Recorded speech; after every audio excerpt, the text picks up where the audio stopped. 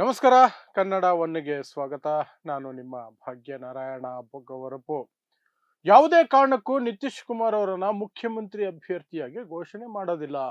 ಚುನಾವಣೆ ಮುಗಿದ ನಂತರ, ಫಲಿತಾಂಶಗಳು ಬಂದ ನಂತರ ಶಾಸಕರು ಕೂತ್ಕೊಂಡು ಯಾರು ಮುಂದಿನ ಮುಖ್ಯಮಂತ್ರಿ ಅಂತ ಘೋಷಣೆ ಮಾಡ್ತೀವಿ ಅಥವಾ ಆಯ್ಕೆ ಮಾಡ್ತೀವಿ. ಇದರಲ್ಲಿ ಬದಲಾವಣೆ ಇಲ್ಲ ಅಂತ ದೊಡ್ಡ ಹೇಳಿಕೆಯನ್ನ ರಾಷ್ಟ್ರ ಮಟ್ಟದಲ್ಲಿ ಅಮಿತ್ ಶಾ ಕೊಟ್ಟಿದ್ರು. ಹೇಗಾದರೂ ಮಾಡಿ ಈ ಬಾರಿ ಚುನಾವಣೆಯಲ್ಲಿ ನಿತೀಶ್ ಕುಮಾರ್ ಅವರನ್ನ ಮೂಲೆ ಗುಂಪು ಮಾಡಬೇಕು. ಆ ಮೂಲಕ ಬಿಹಾರದಲ್ಲಿ ಮೊಟ್ಟ ಮೊದಲ ಬಾರಿಗೆ ಬಿಜೆಪಿ ಮುಖ್ಯಮಂತ್ರಿಯನ್ನ ತರಬೇಕು. ಅದಕ್ಕಾಗಿ ಎಲ್ಲ ಸಿದ್ಧತೆ ಮಾಡ್ಕೊಂಡಿದ್ರು. ಅದಕ್ಕೆ ಒಂದು ವ್ಯಕ್ತಿಯನ್ನು ಸಹ ಆಯ್ಕೆ ಮಾಡ್ಕೊಂಡಿದ್ರು. ನಿತ್ಯಾನಂದ ರಾಯ್ ಅನ್ನುವಂತಹ ವ್ಯಕ್ತಿಯನ್ನ ಮುಂದಿನ ಮುಖ್ಯಮಂತ್ರಿ ಮಾಡ್ಬಿಡ್ಬೇಕು ಬಿಹಾರದಲ್ಲಿ. ನಿತೀಶ್ ಕುಮಾರ್ ಆರೋಗ್ಯ ಸರಿ ಇಲ್ಲ, ನಿತೀಶ್ ಕುಮಾರ್ ಪಾರ್ಟಿ ಅವರ ಕೈಯಲ್ಲಿಲ್ಲ. ಹಾಗಾಗಿ ಈಗ ಶಿಥಿಲಗೊಂಡಿರುವಂತಹ ಜೆಡಿಯುವನ್ನ ಹೇಗಾದ್ರೂ ಮಾಡಿ ಛಿದ್ರ ಮಾಡಿ ಈ ಕಡೆ ಚಿರಾಗ್ ಪಾಸ್ವಾನ್ ಸಹಾಯ ತೆಗೆದುಕೊಂಡು ಜೆಡಿಯುನ ಒಂದು ರೀತಿ ಇದ್ದು ಇಲ್ಲದಂಗೆ ಮಾಡಿ ಬಿಜೆಪಿ ರಾಜ್ಯಭಾರ ಅಲ್ಲಿ ಸ್ಥಾಪನೆಯಾಗಬೇಕು. ಇಂತಹ ಒಂದು ಸ್ಕೀಮು, ಷಡ್ಯಂತ್ರ, ಸ್ಕೆಚ್ಚು ಎಲ್ಲ ಹಾಕೊಂಡಿದ್ದಂತಹ ಅಮಿತ್ ಶಾ ಕೊನೆಗೂ ಸಹ ನಿತೀಶ್ ಕುಮಾರ್ ಮುಂದೆ ಶರಣಾಗಬೇಕಾಗಿದೆ. ಈಗ ಆ ಹೇಳಿಕೆ ರಾಷ್ಟ್ರ ಮಟ್ಟದಲ್ಲಿ ಕೊಟ್ಟ ನಂತರ ಈಗ ಇವತ್ತು ಒಬ್ಬರ ನಂತರ ಒಬ್ಬರು ಬಿಜೆಪಿ ನಾಯಕರು, ಒಬ್ಬರ ನಂತರ ಒಬ್ಬರು ಮತ್ತು ಸ್ವತಃ ಅಮಿತ್ ಶಾ ಮುಂದಿನ ಮುಖ್ಯಮಂತ್ರಿ ನಿತೀಶ್ ಕುಮಾರೇ ಅನ್ನುವ ರೀತಿ ಹೇಳಿಕೆಗಳನ್ನು ಕೊಟ್ಟಿದ್ದಾರೆ. ನೇರವಾಗಿ ಹೇಳಿದ್ದಾರೆ, ನಿತೀಶ್ ಕುಮಾರೇ ಮುಂದಿನ ಮುಖ್ಯಮಂತ್ರಿ, ಬದಲಾವಣೆ ಇಲ್ಲ ಅಂತ.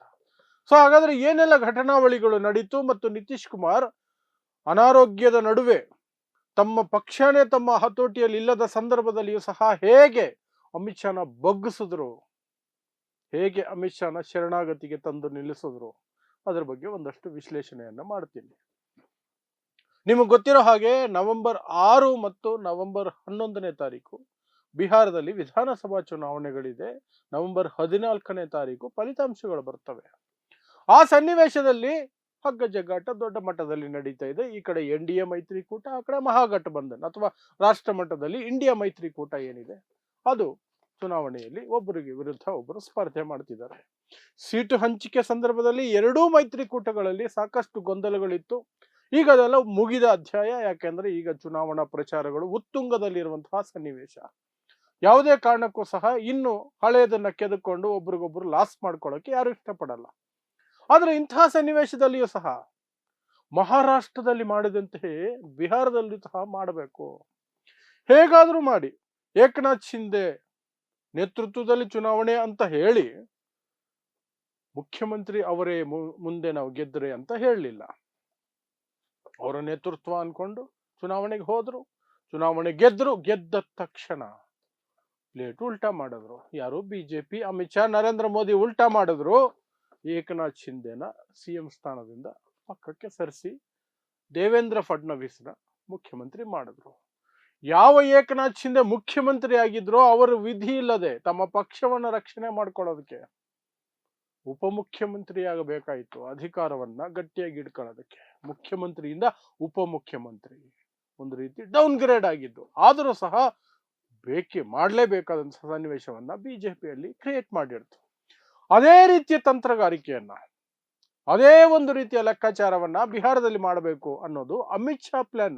ಮೋದಿಗೆ ಅಷ್ಟೊಂದು ಆಸಕ್ತಿ ಇಲ್ಲ ಅದ್ರ ಬಗ್ಗೆ. ಆದ್ರೆ ಅಮಿತ್ ಶಾ ಮಾತ್ರ ಪಟ್ಟು ಹಿಡಿದು ಕೂತಿದ್ರು, ಹೇಗಾದರೂ ಮಾಡಿ ಈ ಬಾರಿ ಬಿಹಾರದಲ್ಲಿ ಬಿಜೆಪಿ ಸರ್ಕಾರ ಬರಬೇಕು, ಬಿಜೆಪಿ ನೇತೃತ್ವದ ಬಿಜೆಪಿ ಮುಖ್ಯಮಂತ್ರಿಯಾಗಿರುವ ಸರ್ಕಾರನ ಬರಬೇಕು, JDUಗೆ ಮುಖ್ಯಮಂತ್ರಿ ಸ್ಥಾನ ಬಿಟ್ಕೊಡ್ಬಾರ್ದು, ಅದರಲ್ಲೂ ನಿತೀಶ್ ಕುಮಾರ್ನ ಮತ್ತೆ ಮುಖ್ಯಮಂತ್ರಿ ಮಾಡಲೇಬಾರದು ಅಂತ ಅದನ್ನ ಅವರು ಓಪನ್ ಆಗಿ ಹೇಳ್ಕೊಂಡ್ರು.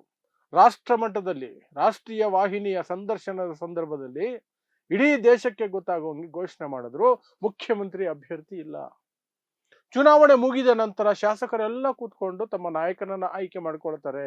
ಅದೇ ಪ್ರಜಾಪ್ರಭುತ್ವದ ಒಂದು ವಿಧಾನ ಅಂತೆಲ್ಲ ಡೈಲಾಗ್ ಹೊಡೆದ್ರು.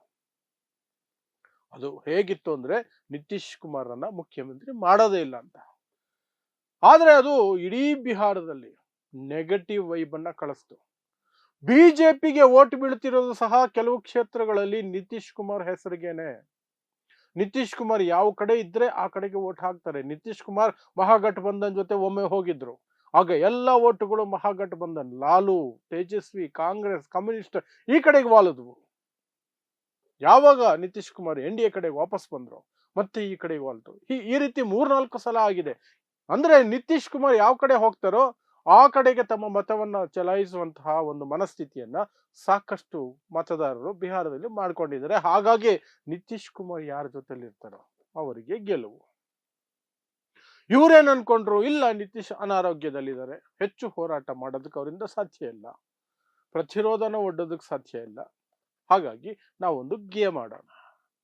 ಒಳಗೊಳಗಿಂದಾನೆ ಲೆಕ್ಕಾಚಾರಗಳನ್ನ ಉಲ್ಟಾ ಮಾಡಿ ಚಿರಾಗ್ ಪಾಸ್ವಾನ್ರನ್ನ ಇಳಿಸಿ ಕಣಕ್ಕೆ, ಚಿರಾಗ್ ಪಾಸ್ವಾನ್ ಅವರ ಪಕ್ಷದ ಚಿಹ್ನೆಗಳಲ್ಲಿ ಬಿಜೆಪಿಯವರನ್ನೇ ಇಳಿಸಿ ಏನಾದ್ರೂ ಒಂದು ಮಾಡಿ JDU ಸಂಖ್ಯೆಗಳನ್ನ ಕಡಿಮೆ ಮಾಡಿ ಬಿಜೆಪಿ ಹೆಚ್ಚಿನ ಸೀಟುಗಳು ಪಡೆಯಂಗೆ ಮಾಡಿ ಬಿಜೆಪಿ ಮುಖ್ಯಮಂತ್ರಿ ಮಾಡಿಬಿಡ್ಬೇಕು ಅಂತ.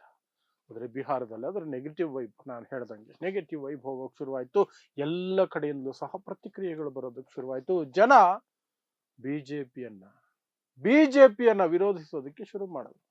ನಿತೀಶ್ ಕುಮಾರ್ CM ಅಭ್ಯರ್ಥಿ ಆದರೇನೆ ನಾವು NDA ಕಡೆ ಅನ್ನೋ ರೀತಿಯಂತ ಮಾತುಗಳು ಬರೋದಕ್ಕೆ ಶುರುವಾಯ್ತು. ಎಲ್ಲ ಕಡೆಯಿಂದಲೂ ಸಹ ಪ್ರತಿರೋಧ ಬಂತು. ಅಮಿತ್ ಶಾ ಆಗ್ಲೂ ಬಗ್ಲಿಲ್ಲ. ಮೊನ್ನೆವರೆಗೂ ನಿನ್ನೆವರೆಗೂ ಏನು ಬದಲಾವಣೆ ಇಲ್ಲ. ಮುಖ್ಯಮಂತ್ರಿಯನ್ನ ಆಯ್ಕೆಯಾದ MLAಗಳೆಲ್ಲ ಸೇರ್ಕೊಂಡು ಆಯ್ಕೆ ಮಾಡ್ತಾರೆ. ಬಟ್ ಇವತ್ತು ದಿಢೀರಂತ ಅಂದರ್ ಪಲ್ಟಿ ಉಲ್ಟಾ. ಯಾವೆಲ್ಲ ನಾಯಕರು ಇಷ್ಟು ದಿನ ಸುಮ್ನಿದ್ರು ಅಥವಾ ನಿತೀಶ್ ಮುಖ್ಯಮಂತ್ರಿ ಆಗಲ್ಲ ಅನ್ನೋ ರೀತಿ ಮಾತಾಡ್ತಿದ್ರು, ಅವ್ರ ಬಾಯಿಂದಾನೇ ಹೇಳಿಸ್ಲಾಯ್ತು ನಿತೀಶ್ ಕುಮಾರೇ ಮುಂದಿನ ಮುಖ್ಯಮಂತ್ರಿ ಅಂತ. ನಿತ್ಯಾನಂದ ರಾಯ್, ರಾಜೀವ್ ಪ್ರತಾಪ್ ರೂಢಿ, ಉಪೇಂದ್ರ ಕುಶ್ವಾಹ್ ಮತ್ತೆ ಚಿರಾಗ್ ಪಾಸ್ವಾನ್ ಎಲ್ರೂ ಹೇಳ್ಬಿಟ್ರು ಮುಖ್ಯಮಂತ್ರಿಯಾಗಿ ನಿತೀಶ್ ಕುಮಾರ್ ಅವರೇ ಮುಂದುವರಿತಾರೆ.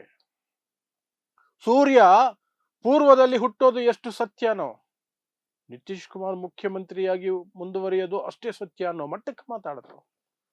ಇನ್ನು ಈ ಕಡೆ ಅಮಿತ್ ಶಾ ಇಷ್ಟು ದಿನ ನಿತೀಶ್ ಕುಮಾರ್ ಮುಖ್ಯಮಂತ್ರಿ ಅಭ್ಯರ್ಥಿ ಅಂತ ಒಪ್ಕೊಳ್ಳೋದಕ್ಕೆ ಸಿದ್ಧನೇ ಇಲ್ಲದಂತಹ ವ್ಯಕ್ತಿ, ಅವರು ಪ್ಲೇಟ್ ಬದಲಾಯಿಸಬೇಕಾಯ್ತು. ನಿತೀಶ್ ಕುಮಾರೇ ನಮ್ಮ ಮೈತ್ರಿಯ ನಾಯಕ, ಅವರ ನಾಯಕತ್ವದಲ್ಲೇ ನಾವು ಮುಂದುವರಿಯೋದು ಹೇಳಬೇಕಾಯ್ತು. ಇಲ್ಲದೆ ಹೋದ್ರೆ ಬಿಜೆಪಿಗೆ ದೊಡ್ಡ ಹೊಡೆತ ಬೀಳುತ್ತೆ ಅನ್ನುವಂತಹ ಸೂಚನೆಗಳು ಬಂದಿತ್ತು, ಎಲ್ಲ ಕಡೆಯಿಂದಲೂ ಬಂದಿತ್ತು. ಅನಾರೋಗ್ಯದಲ್ಲಿದ್ರೂ ಸಹ ನಿತೀಶ್ ಕುಮಾರ್ ಮತದಾರರನ್ನ ತಮ್ಮ ಕಡೆ ಸೆಳೆಯೋದರಲ್ಲಿ ಸಫಲ ಆಗಿದ್ದಾರೆ. ಕೆಲವು ಕ್ಷೇತ್ರಗಳಲ್ಲಿ ಪಕ್ಷ ತಮ್ಮ ಹತೋಟಿಯಲ್ಲಿ ಕಂಪ್ಲೀಟ್ ಆಗಿ ಇಲ್ಲದೆ ಹೋದ್ರು ಸಹ ಅವರು ಗುಡುಗಿದ್ರೆ ಪಕ್ಷದಲ್ಲಿ ಬಿಜೆಪಿಗೆ ಚಮಚಾಗಿರಿ ಮಾಡ್ತಿರುವವರು ಸಹ ನಡುಗುವಂತಹ ಪರಿಸ್ಥಿತಿ ಇದೆ. ಅದು ಇದರಿಂದ ಗೊತ್ತಾಗ್ತಿದೆ. ಸಂಜಯ್ ಜಾ ಮತ್ತು ಲಲ್ಲನ್ ಸಿಂಗ್ ಅವರಿಬ್ರು ಸಹ ಬಿಜೆಪಿಗೆ ನಿಕಟವಾಗಿ ಹೋಗಿ ಅಮಿತ್ ಶಾ ಏನ್ ಹೇಳಿದ್ರು ಅದನ್ನು ಮಾಡ್ತಿದ್ರು. JDU ನಾಯಕರಾಗಿ ಬಿಜೆಪಿ ಹೇಳಿದ್ದನ್ನೇ ಮಾಡ್ತಿದ್ರು. ಅವರಿಬ್ಬರಿಗೂ ಸಹ ಕ್ಲಾಸ್ ತೆಗೆದುಕೊಂಡಿರುವಂತಹ ನಿತೀಶ್ ಕುಮಾರ್ ಸೀಟು ಹಂಚಿಕೆ ವಿಚಾರವಾಗಿ ತಾವು ಬಗ್ಗೋದಿಲ್ಲ. ವಯಸ್ಸಾಗಿರಬಹುದು, ಸ್ವಲ್ಪ ಮರುವು ಬಂದಿರಬಹುದು, ದೈಹಿಕವಾಗಿ ಹಿಂದಿನಷ್ಟು ಶಕ್ತಿಯುತವಾಗಿಲ್ಲದೆ ಇರಬಹುದು, ಆದ್ರೆ ಇವತ್ತು ಸಹ ನಾನು ಮುಖ್ಯಮಂತ್ರಿ ಆಗೋದಾದ್ರೆ ಮಾತ್ರನೇ ಈ ಮೈತ್ರಿ, ಇಲ್ಲದೆ ಹೋದ್ರೆ ಸಾಧ್ಯನೇ ಇಲ್ಲ ಅಂತ ಗಡುವು ಕೊಟ್ಟಿದ್ರು. NDAಗೆ ಗಡುವು ಕೊಟ್ಟಿದ್ರು, ನೀವು ಘೋಷಣೆ ಮಾಡ್ಲೇಬೇಕು ಅಂತ. ಆ ಒತ್ತಡ ಇನ್ನೂ ಹೆಚ್ಚಾಗಿದೆ. ಯಾವಾಗ ಅಂದ್ರೆ ಕಾಂಗ್ರೆಸ್ ಮಹಾಗಠಬಂಧನ್ ಪ್ರೆಸ್ ಕಾನ್ಫರೆನ್ಸ್ ಮಾಡಿ ಸ್ವತಃ ಕಾಂಗ್ರೆಸ್ ಅವರೇ ಕೂತ್ಕೊಂಡು, ಅಶೋಕ್ ಗೆಹ್ಲೋಟ್ ಅವರೇ ಕೂತ್ಕೊಂಡು ಅನೌನ್ಸ್ ಮಾಡಿದ್ರು, ಮಹಾಗಠಬಂಧನ್ನ ಮುಖ್ಯಮಂತ್ರಿ ಅಭ್ಯರ್ಥಿ RJDಯ ತೇಜಸ್ವಿ ಯಾದವ್. ನಿಮ್ಮ ಮುಖ್ಯಮಂತ್ರಿ ಯಾರು ಹೇಳಿ ನೋಡೋಣ ಅಂತ ಚಾಲೆಂಜ್ ಹಾಕಿದ್ರು. ಅದು ಸಹ ಸಾಕಷ್ಟು ಮಟ್ಟದಲ್ಲಿ ದೊಡ್ಡ ಚರ್ಚೆ ಆಗ್ತಾ ಬಂತು. ಯಾಕಂದ್ರೆ ತೇಜಸ್ವಿ ಯಾದವ್ ಮೊದಲೇ ಉದ್ಯೋಗದ ಭರವಸೆಗಳ ಆಧಾರದ ಮೇಲೆ ಯುವ ಜನತೆಯನ್ನ ತಮ್ಮ ಕಡೆ ಸೆಳ್ಕೊಂಡಿದ್ದಾರೆ. ಮಹಿಳೆಯರಿಗೂ ಸಹ ಸಾಕಷ್ಟು ವಿಚಾರಗಳಲ್ಲಿ ಘೋಷಣೆಗಳನ್ನ ಮಾಡಿದ್ದಾರೆ. ನಿತೀಶ್ ಕುಮಾರ್ 10,000 ಹಾಕಿದ್ರು ಸಹ, NDA 10,000 ಮಹಿಳೆಯರ ಅಕೌಂಟ್ಗೆ ಹಾಕಿದ್ರು ಸಹ ತೇಜಸ್ವಿ ಯಾದವ್ ಅದನ್ನು ಮೀರಿಸುವಂತಹ ಆಫರ್ಗಳನ್ನ ಕೊಟ್ಟಿದ್ದಾರೆ, ಅದನ್ನು ಮೀರಿಸುವಂತಹ ಸೌಲಭ್ಯಗಳನ್ನ ಪ್ರಾಮಿಸ್ ಮಾಡಿದ್ದಾರೆ. ಹಾಗಾಗಿ ಅಲ್ಲಿಯೂ ಸಹ ಬಿರುಕುಂಟಾಗ್ತಾ ಇದೆ. ಅದರ ನಡುವೆ ಈ ರೀತಿ ನಿತೀಶ್ ಕುಮಾರ್ ಮತದಾರರು ಮುನ್ಸ್ಕೊಂಡ್ಬಿಟ್ರೆ ಬಿಜೆಪಿಗೆ, ನಾವು ಬಿಜೆಪಿಗೆ ಓಟ್ ಹಾಕಿದ್ರೆ ನಿತೀಶ್ ಕುಮಾರ್ ಮುಖ್ಯಮಂತ್ರಿ ಆಗಲ್ಲ ಅನ್ನುವ ಮಟ್ಟಕ್ಕೆ ಅವರು ಯೋಚನೆ ಮಾಡೋದಕ್ಕೆ ಶುರು ಮಾಡಿದ್ರೆ ಬಿಜೆಪಿಗೂ ಓಟ್ ಹಾಕಲ್ಲ, JDUಗೂ ಓಟ್ ಹಾಕಲ್ಲ ಅವರು ಅಷ್ಟೇ. ಆ ಭಯದಲ್ಲಿ ಈಗ ಸ್ವತಃ ಅಮಿತ್ ಶಾ ಒಪ್ಕೋಬೇಕಾಯ್ತು, ಶರಣಾಗಬೇಕಾಯ್ತು ನಿತೀಶ್ ಕುಮಾರ್ ಮುಂದೆ. ನಿತೀಶ್ ಕುಮಾರೇ ನಮ್ಮ ನಾಯಕ, ಅವರ ನೇತೃತ್ವದಲ್ಲಿ ಎಲ್ಲ ನಡೆಯೋದು ಅಂತ ಓಪನ್ ಆಗಿ ಹೇಳ್ಕೊಳ್ತಾ ಇದ್ದಾರೆ.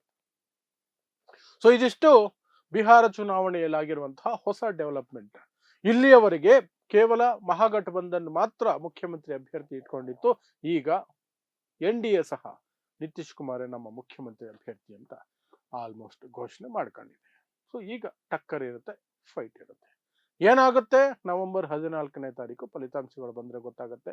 ಇದರ ನಡುವೆ ಫಲಿತಾಂಶಗಳನ್ನ ನೀವು ಪಿಂಚ್ ಆಫ್ ಸಾಲ್ಟ್ ಅಂತಾರಲ್ಲ, ಚುನಾವಣಾ ಆಯೋಗ, ಮುಖ್ಯ ಚುನಾವಣಾ ಆಯುಕ್ತ ಇವರ ಪಾತ್ರಗಳನ್ನು ಇಟ್ಕೊಂಡು ಆ ಚುನಾವಣಾ ಫಲಿತಾಂಶಗಳನ್ನ ಆನಂತರ ನಾವು ವಿಶ್ಲೇಷಿಸುವಂತಹ ಪ್ರಯತ್ನವನ್ನು ಮಾಡೋಣ ಅಷ್ಟೇ. ಸೊ ನೋಡ್ತಾ ಇರಿ ಸಮಾಜಕ್ಕಾಗಿ ಕನ್ನಡ 1 ನ್ಯೂಸ್. ನಮಸ್ಕಾರ.